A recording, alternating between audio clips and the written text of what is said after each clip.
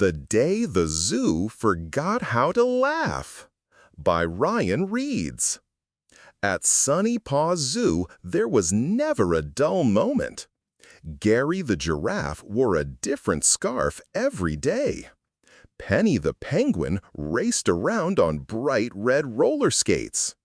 Louie the lion practiced magic tricks that almost never worked. And then there was Marvin the monkey. Marvin loved making animals laugh. In fact, he had one big dream. He wanted to become the funniest animal in the entire zoo. Every day he practiced new jokes. He balanced pineapples on his head. He pretended to interview flamingos. He even tried teaching turtles how to break dance. The animals laughed so hard their bellies hurt.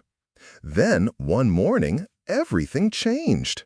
Marvin woke up feeling strange. He told himself a joke. Nothing. He made a silly face. Nothing. He slipped on purpose.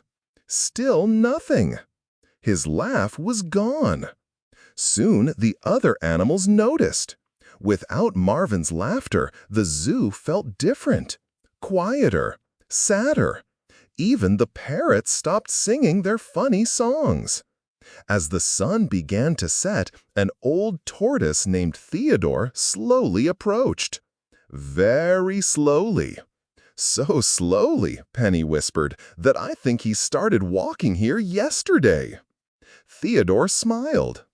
I know where Marvin's laugh went. Everyone gasped. You do? Marvin asked. The tortoise nodded. It was taken by someone who lost his own laugh long ago. Who? Asked Gary.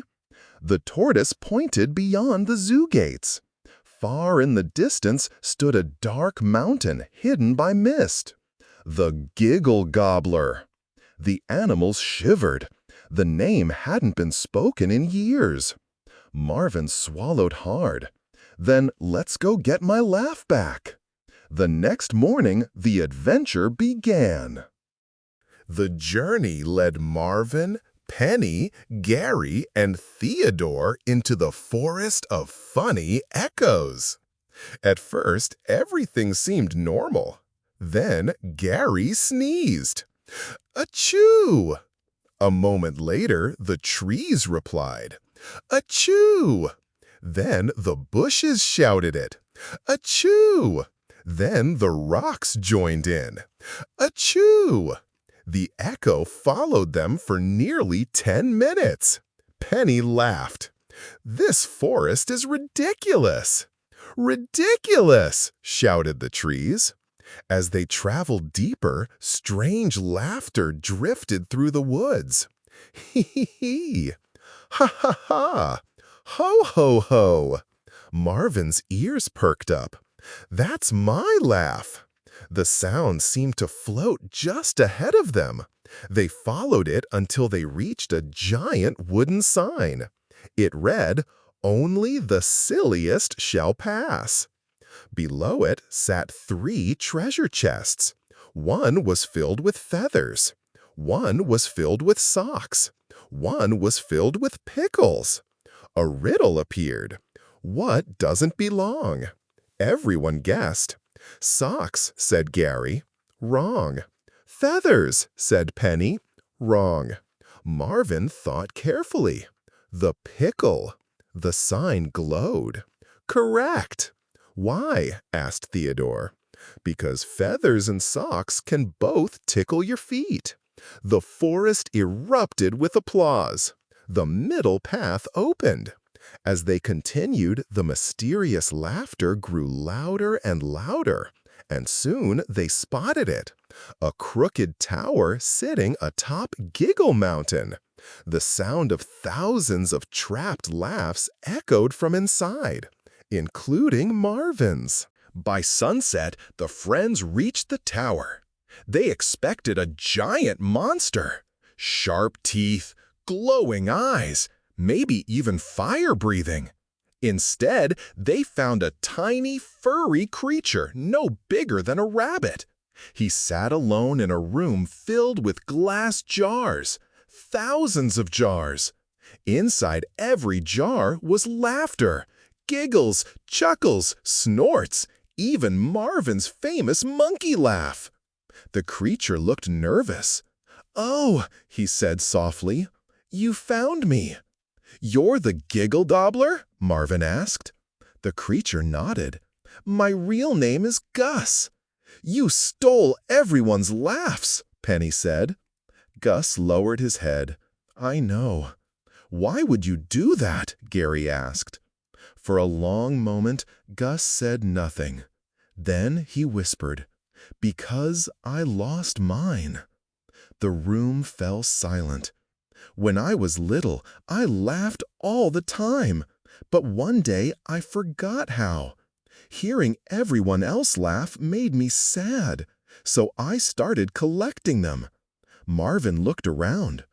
Every jar held someone's happiness, not because Gus was mean, because he was lonely. Nobody had ever invited him to play. Nobody had ever tried to be his friend. Theodore stepped forward. "Gus, stealing laughter won't make you happy." Gus looked down. "I know. Friends will." For the first time, Gus smiled. A tiny sound escaped. Then another. Then suddenly, ha ha ha ha! His laugh burst free. The tower shook. Every jar cracked open. Thousands of laughs soared into the sky like glowing fireflies. But one laugh still had a special destination: Marvin's. A golden swirl danced through the air, around the tower, over the mountain, straight toward Marvin. The moment it touched him, ha ha ha ha! His laugh returned, stronger than ever, louder than ever. Soon everyone was laughing. Gary laughed, Penny laughed, Theodore even laughed, which looked very unusual for a tortoise. Even Gus couldn't stop laughing. The journey home felt different. The sky seemed brighter. The flowers seemed happier. Even the wind sounded cheerful.